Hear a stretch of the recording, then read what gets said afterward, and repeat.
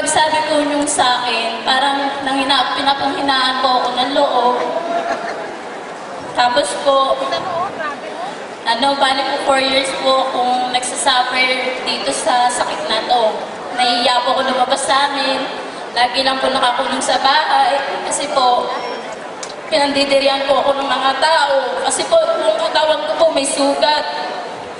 Hindi po nila alam kung ano yung nararamdaman ko. First year high school po ako nung magkaroon ako ng sakit. Sa sobrang hiya ko po, hindi na po ako pumasok. Kasi nga po, pinandidirihan nila ako. Yun po, tumigil ako. Tapos, nung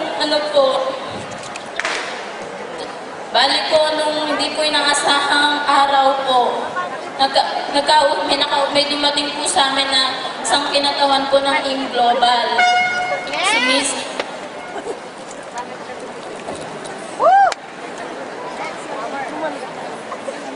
Si Mrs. Mylene Baclor po, at saka si Mr. Bob Dejita. Ano po siya, galing under Dream Team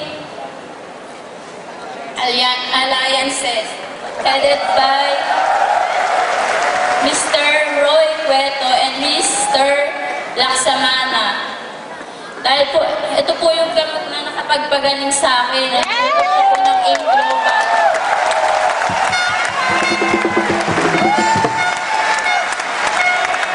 Ito po yung C24/7.